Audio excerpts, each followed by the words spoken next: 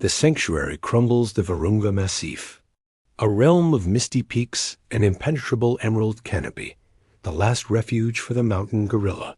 Here, existence is an ancient, brutal covenant between life and the unforgiving altitude. Our story begins not with a roar of battle, but with the quiet terror of a mother named Kala.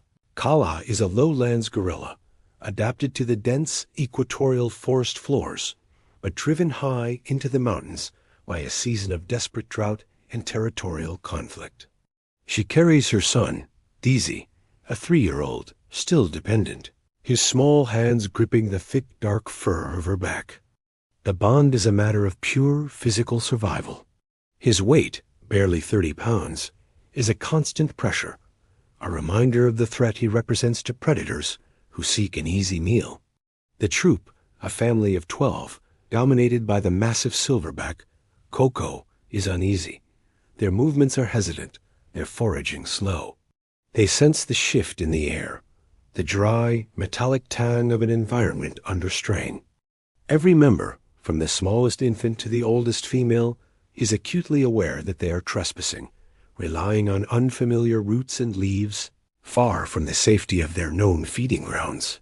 The danger isn't the steepness of the terrain, nor the bitter chill of the evening mist. The danger wears the coat of shadows and moves with the silence of a falling leaf. The leopard. The African leopard, Panthera pardus, is the ghost of the jungle.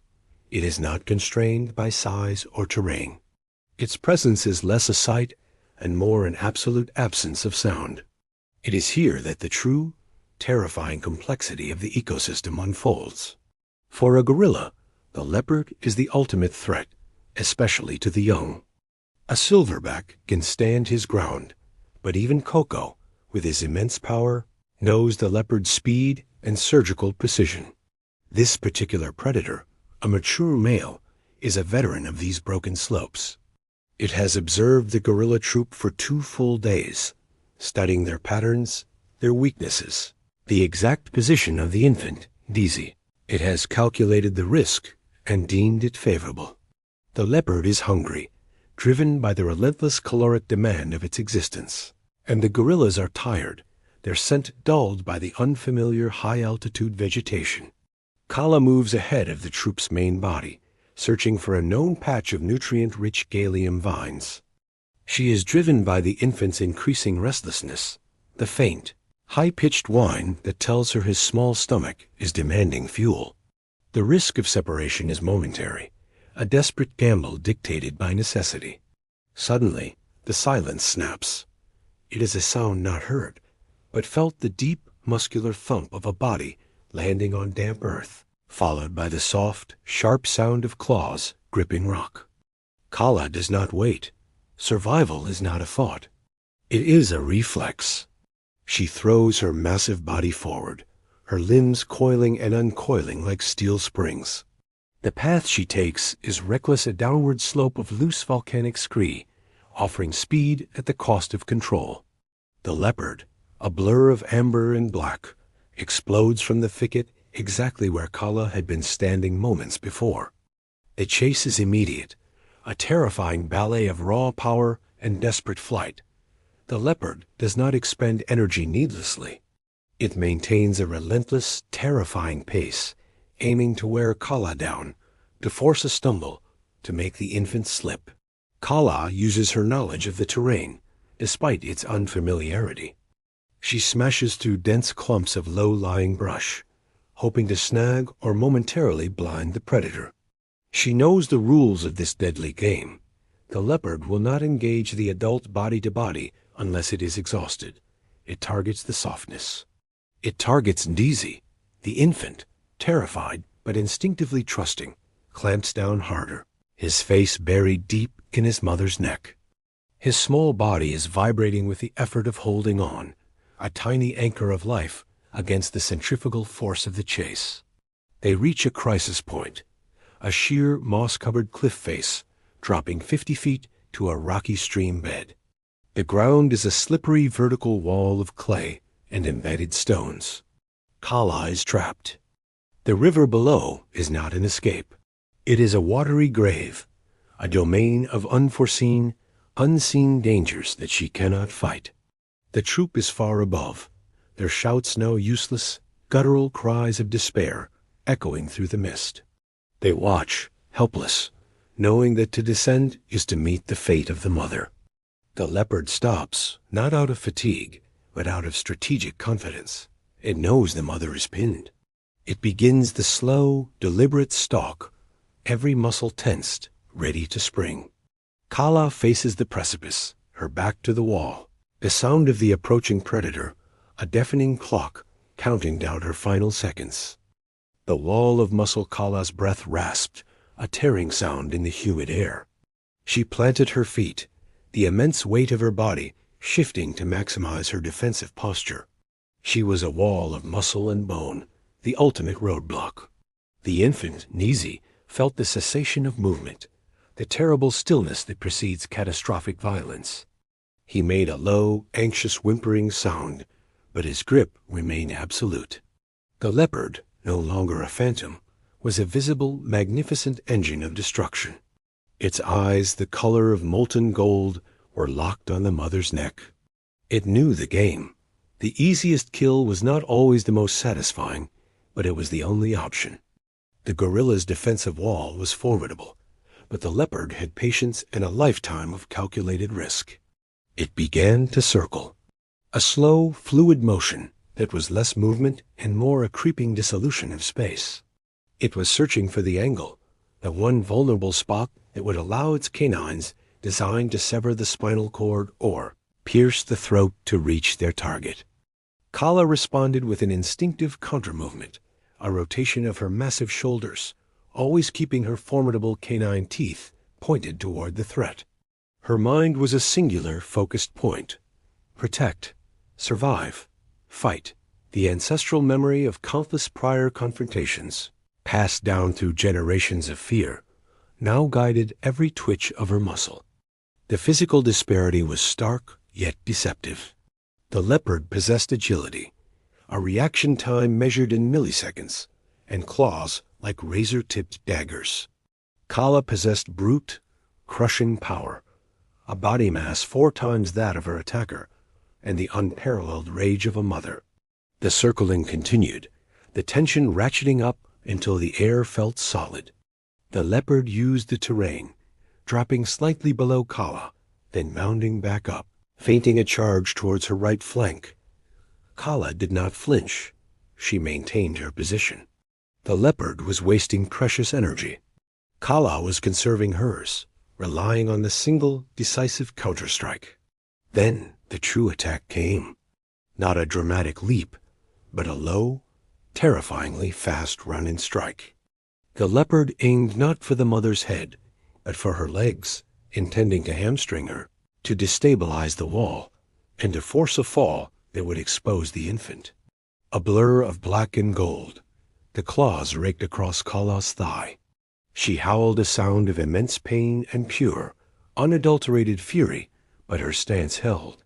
The deep, agonizing cut bled instantly, staining the gray clay. The pain was searing, a lightning bolt that momentarily overloaded her senses, but the maternal instinct, the chemical rush of adrenaline and oxytocin, was stronger. She countered, not with a precision strike, but with a massive, indiscriminate sweep of her arm. A crushing blow that would have shattered rock. The leopard, warned by the change in Kala's posture, dodged by a hair's breadth, retreating just beyond the gorilla's reach. The stalemate was broken. The leopard had drawn first blood. Kala knew she had minutes, perhaps seconds, before the shock and blood loss impaired her movement. The leopard knew its adversary was compromised. Kala glanced desperately at the sheer cliff face above. The vine, a single, thick, gnarled lifeline, hung down from the safety of the upper forest. It was too slender to hold her full weight and the infant's, especially under the strain of a fight. It was a route only for the light, the small, the single traveler. The leopard noticed the glance. It sensed the momentary distraction. It coiled, gathering all its power for the final terminal assault. The sacrificial goodbye, the air exploded. The leopard launched itself, not with a horizontal leap, but an upward trajectory aimed at the mother's face, seeking to blind or disable her with a swift, devastating attack. Kala moved with a speed that defied her size, but she did not attack the predator. In the moment of impact, she performed the ultimate act of self-negation. She twisted her torso violently to the side, shifting Ndizi off her back and into the path of the hanging vine. Simultaneously, she used her free hand to shove the infant. A powerful final push that sent the small gorilla flying towards the lifeline. Ndizi, instinctively understanding the meaning of the sudden release, grabbed the vine with both hands. He did not look back. He began to scramble, a tiny dark shadow ascending the thin thread towards the distant cries of the troop. The leopard's attack, robbed of its intended target, found instead the mother's shoulder and neck. The weight of the predator slammed into her, driving her against the wet, unforgiving cliff face. Kala did not scream. She did not fight the leopard's weight, pressing her down. Her priority was not her own survival, but ensuring the vine remained stable, that the ascent was not jarred. She used the last ounce of her formidable strength to push away from the vine, sacrificing her stability, choosing to fall towards the predator rather than drag her son down. The final, catastrophic moments were swift. The leopard, its attack successful, delivered the crippling bite. The enormous weight of the mother and the predator tumbled down the slippery clay slope, away from the lifeline, and towards the jagged rocks of the stream bed below. The life of Kala, the protector, the unwavering wall, was extinguished not by defeat. The cost of survival. The scene of the struggle quickly returns to a deceptive calm. Up in the canopy, Coco and the remaining troop members who had witnessed the sacrifice slowly begin to descend, moving with a profound gravity towards the stream, driven by the need to confirm the tragedy and retrieve the surviving infant Ndizi. This brutal encounter is not an anomaly. It is the defining feature of life for the mountain gorilla. Gorilla Virunga. Their existence is a permanent state of high-stakes negotiation with their environment. Unlike some predators that can afford solitude, the gorilla's survival is absolutely contingent on the troop structure, which functions as a complex, decentralized defense mechanism. The silverback, like Coco, is the ultimate deterrent. His role extends beyond simple dominance. He is the architect of the troop's movements, the resolver of internal conflicts, and the shield against external threats. His chest beating a sound that can carry for miles is not just an idle display. It is a primal signal of territorial ownership and physical power designed to make any potential predator, including the leopard, think twice. However, the cost of protection is immense. A mature male gorilla can consume over 50 pounds of vegetation a day, and the troop must constantly move to find these resources, pushing them into border zones where threats are magnified. The very mass that makes the gorilla so formidable also makes it slow, a poor climber when fleeing, and highly vulnerable on exposed terrain. The leopard exploits this vulnerability. It rarely attacks the silverback directly unless desperate. The preferred targets are the young, the old, or the separated. This relentless pressure of predation acts as a powerful evolutionary sieve, ensuring that only the most vigilant, the most coordinated, and the most strategically defensive troops survive. The sacrifice made by Kala is the very evolutionary currency that pays for the troop's continuation. Gorilla society, intelligence and strategy. Gorillas are more than just powerful herbivores. They are creatures of immense, subtle intelligence. Their expressive eyes and intricate social behaviors reveal a deep capacity for emotion, alliance, and strategic thought. Their diet, primarily composed of leaves, shoots, stems, and fruits, requires an astonishing level of botanical knowledge. It must memorize the location and seasonal availability of hundreds of different plant species, effectively mapping their territory in detail that surpasses the average human hiker. This cognitive load is essential for survival during lean seasons or as in Kala's case, when forced into unfamiliar terrain. The troop structure itself is a masterpiece of complex social geometry. Infants learn fear and caution by observing the reaction of their mother to environmental cues, the flicker of Coco's gaze, the shift in a juvenile's posture. This observational learning is far more valuable than raw instinct. Ndizi, having survived because of his mother's final, calculated act, will carry the memory and the lessons of that fear for the rest of his long life. Furthermore, gorillas utilize tool use in rudimentary forms, such as using sticks to gauge water depth or branches as defensive clubs. But their greatest tool is their collective memory and coordinated defense. While the leopard may succeed against a single mother, a full troop converging on a predator is a force rarely challenged. They use their formidable bulk and sharp canine teeth to drive the threat away, understanding that numbers and unified aggression deter the solitary hunter. Legacy and the future Ndizi, now reunited with the troop, will enter a new phase of his life. He is an orphan of the wild, carrying the silent scar of his mother's death. He will be taken in by another female, perhaps an older sister or a less dominant aunt, who will provide the necessary warmth and guidance. This phenomenon, known as alamothering, is critical for the survival of orphaned infants, demonstrating the depth of altruism and codependency within the troop. His emotional trauma will manifest as increased clinging, anxiety, and a possible delay in social development.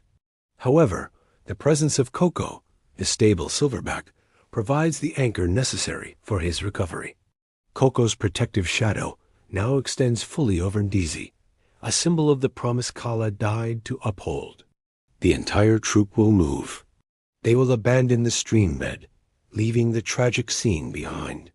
The scent of blood is a beacon for scavengers, and the continued presence of the leopard is an unacceptable risk. They will ascend, higher into the misty sanctuary, seeking the safety of altitude and the resources needed to recover from the exhaustion and trauma. The gorilla's fight for survival is not just against the leopard. It is against habitat destruction, poaching, and human encroachment. Their battle is relentless, a continuous negotiation with death. But it is the unbreakable bond between mother and child, the capacity for ultimate sacrifice, that ensures their existence continues, one generation forged by fire, fear, and the enduring legacy of love.